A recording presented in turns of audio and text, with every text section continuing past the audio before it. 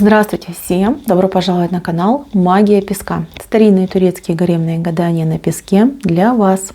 Мои дорогие зрители, хочу вас заранее поблагодарить за ваши лайки, за ваши хорошие добрые комментарии, за вашу подписку, за ваши донаты.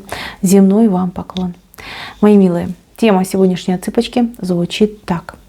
Что случится со дня на день? Если тема интересна, загадайте, пожалуйста, на себя и давайте посмотрим.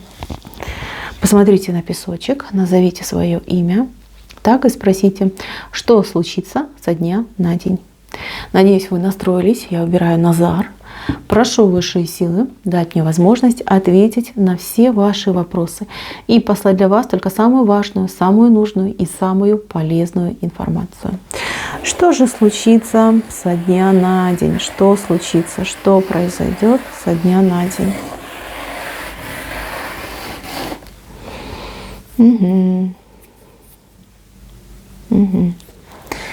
Так, ну что, давайте по порядку, да, пойдем. Во-первых, здесь будет встреча, свидание. Встреча, свидание может быть как и любовного характера, так и делового.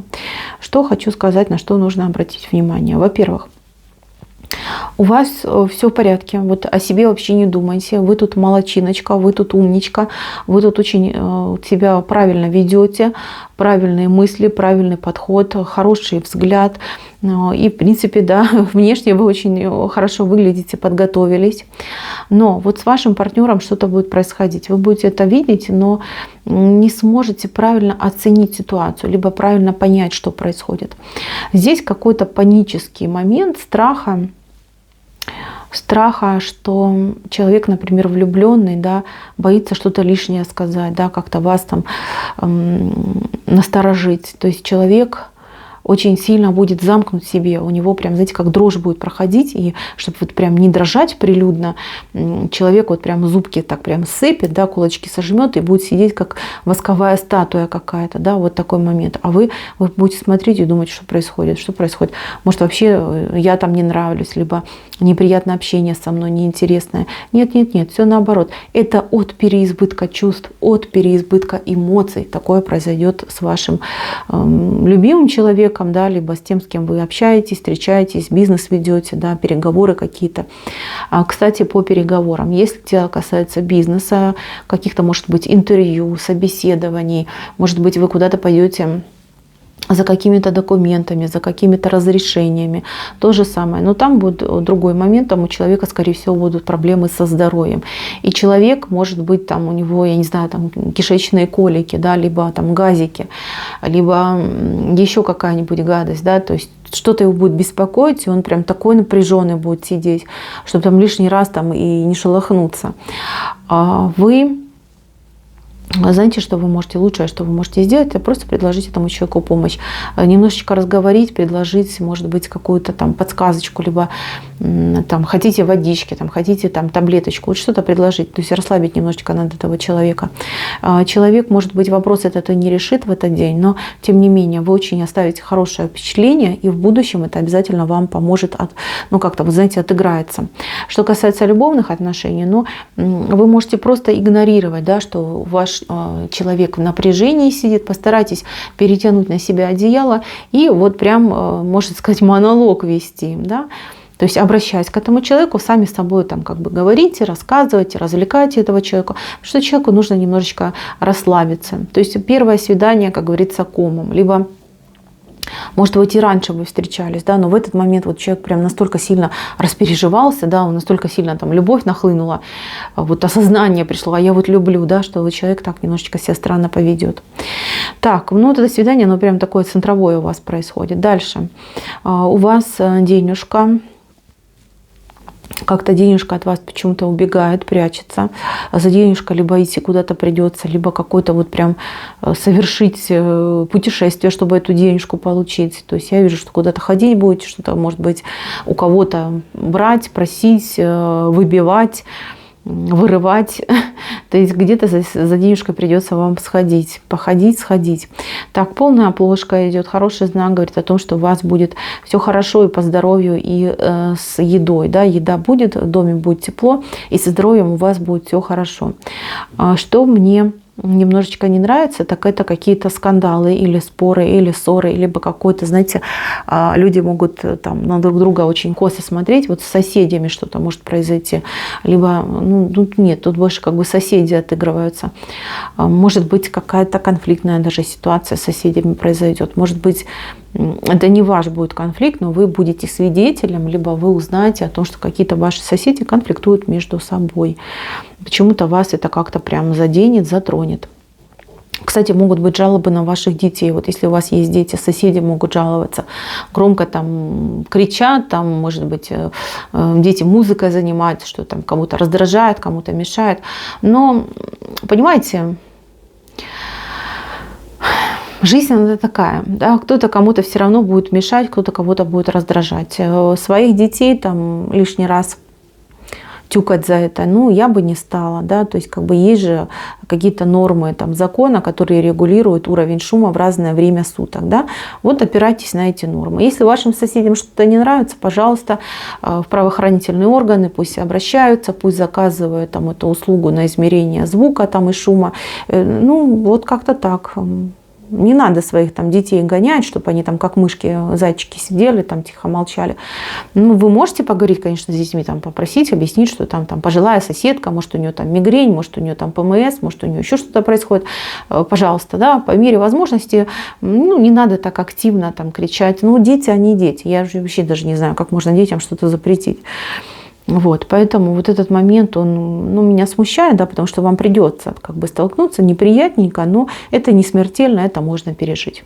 Дальше, мужчина. Тут мужчина у меня какой-то, вот прям переживаю за него, что ли. Мужчина, который...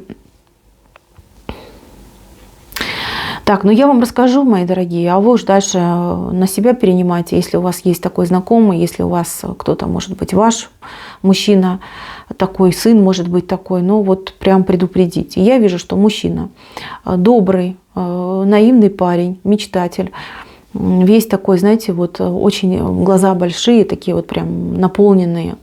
Рыцарь от природы. Значит, он будет свидетелем какого-то происшествия, либо какой-то ситуации, где он за кого-то заступится. И понимаете как? Вот это его заступничество, вот как будто бы его никто не поддержит, да?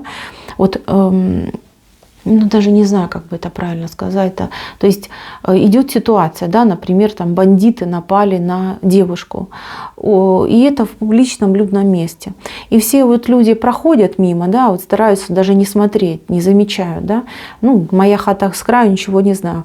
А вот ваш мужчина, он не такой, у него прям кровь заиграет, да, он пойдет заступиться за эту девушку. И при этом, понимаете, его никто из окружающих не поддержит, потому что, ну, все же там, всем некогда, да? Это если на них нападают, то они там кричат больше всех. А если вот на кого-то, то, ну, там сами разберутся, да? Сами разберутся, что мне там лезть.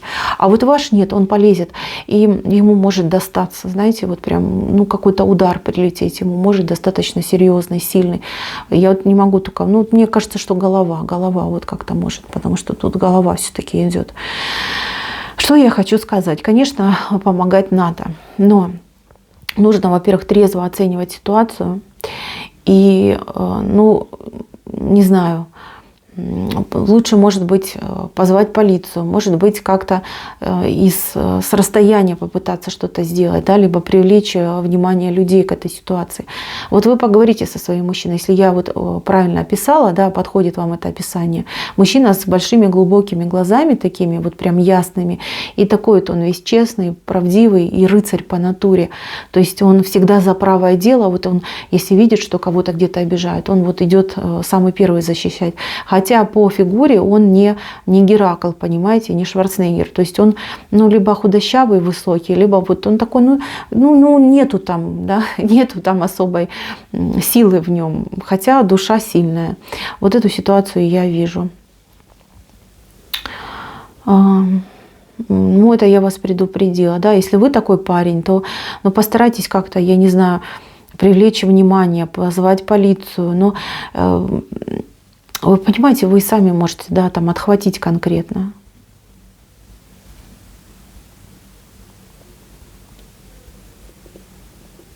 Вот я вот сейчас прям, знаете, вспомнила, я когда-то лет 20 назад ходила, занималась рукопашным боем, и вот нам тренер наш всегда говорил, что нужно вообще всегда трезво оценивать ситуацию, критично смотреть на ситуацию.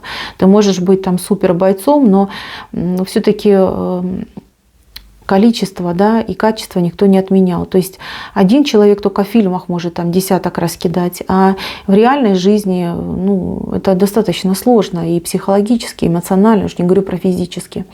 И вот он всегда всем советовал, он говорил, есть просто прекраснейшее оружие, которое не может убить, но может спасти, причем в любой ситуации. И вы удивитесь, да, но это оружие, он называл этим оружием свисток, обычный свисток. Свисток, вот носите с собой этот свисток. Когда человек свистит, он привлекает всеобщее внимание. Хочешь не хочешь, повернешься, увидишь. Да? Вот я вам тоже дам такой совет. Может быть, действительно это кому-то поможет, спасет. Вот прям свисток. Даже вот психологически для тех, кто совершает преступление, это тоже, вы знаете, как-то напряжно, когда вот свистят.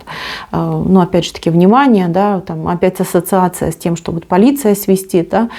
Поэтому подарите, если вы узнали своего любимого мужчину, либо своего сына в этом описании, подарите ему свисток. Пусть, знаете, такой вот, как брелки на шею повесит и с собой носит.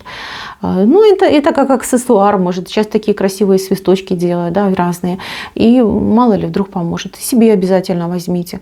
Мало ли как сложится, да. Пусть будет. Вот такую подсказку я вам дам. Пусть, конечно, Боженька сохранит вас и ваших близких от такой ситуации, но тем не менее, я это вижу, я вам говорю. Дальше, мои дорогие, на работе. Тут рабочий момент идет, кто-то вот прям работа. Для кого-то работа — это большая проблема в плане того, чтобы ее найти. Да, у кого-то вообще не клеится, не ладится, то ли предложений достойных нет, либо предлагают, что попало, вы туда сами не идете, а кто-то на работе просто уже пропадает, да, то есть слишком много этой работы, платят мало, еще постоянно какие-то могут быть стрессовые ситуации, что мы там увольняемся, закрываемся, там претензии могут быть, там вот как-то вот человек очень много работает, и человек очень сильно эмоционально страдает на своей работе, либо сильно эмоционально страдает из-за своей работы, из-за того, что ее, например, нет.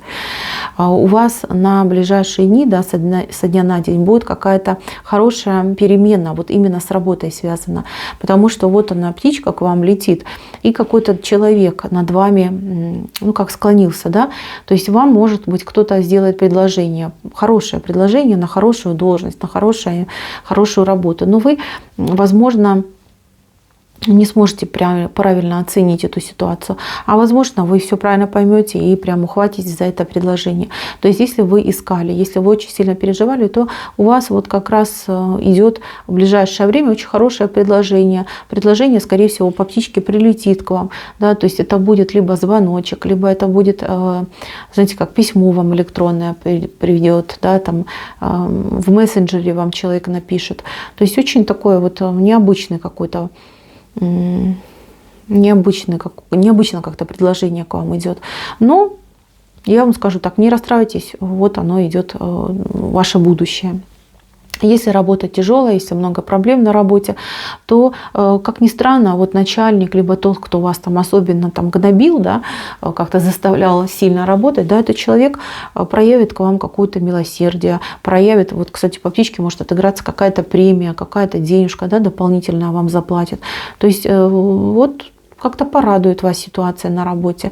Но я хочу вас предупредить и сказать вам такую вещь, что вы слишком много либо молчите, да, о том, что вам тяжело. То есть ваш начальник, может, даже и не догадывается, что вы там стрессуете и надрываетесь. Либо вы боитесь сказать, да, что меня там вдруг уволят, скажут, что у меня там возраст или еще что-нибудь, мы там найдем более проворного человека. Нет, вот это неправильная позиция. Вам нужно говорить о том, что вас напрягает, и о том, что вам мешает. Говорите и понимайте, что вы на высоком счету на самом деле, вот там, где вы работаете. Начальник может просто вас подзадоривать, либо чтобы вы там не загордились собой, лишнего не попросили, специально там вам что-то говорит не то. Но нет, вы на хорошем счету. Мало того, я еще такую вещь скажу, вы что-то делаете необычное, либо что-то умеете делать необычное, за что вас люди очень хвалят. Вам бы вот это дело начать материализовать, то есть, да, монетизировать. Ну, например, вы умеете вязать носочки, да, и причем так вот прям вяжете, такие аккуратненькие, красивенькие, тепленькие. Навяжите несколько пар, пофотографируйте, куда-нибудь на паблик выложите, у вас заказы могут пойти. То же самое, вы очень вкусно печете там тортики, либо пирожки, либо, не знаю, там, холодец вы умеете варить лучше всех, да. Заявите о себе, не бойтесь, дайте рекламу, что вы это делаете.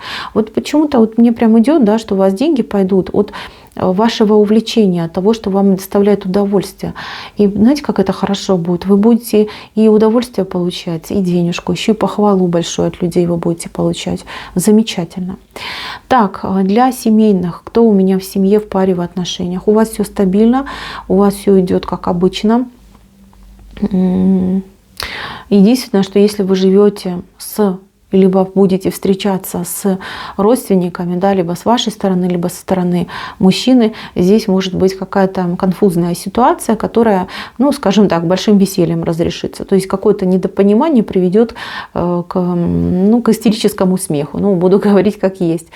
Главное, чтобы никто никуда не убежал. Вот, проследите, потому что люди могут убежать, либо вы можете там психануть и убежать. На самом деле это просто какой-то конфуз, какая-то неправильная передача информации, либо восприятие информации. Потом вы все дружно посмеетесь. Вот этот момент я у вас вижу. Мои милые, на этом все. Спасибо всем за внимание. Всем пока-пока.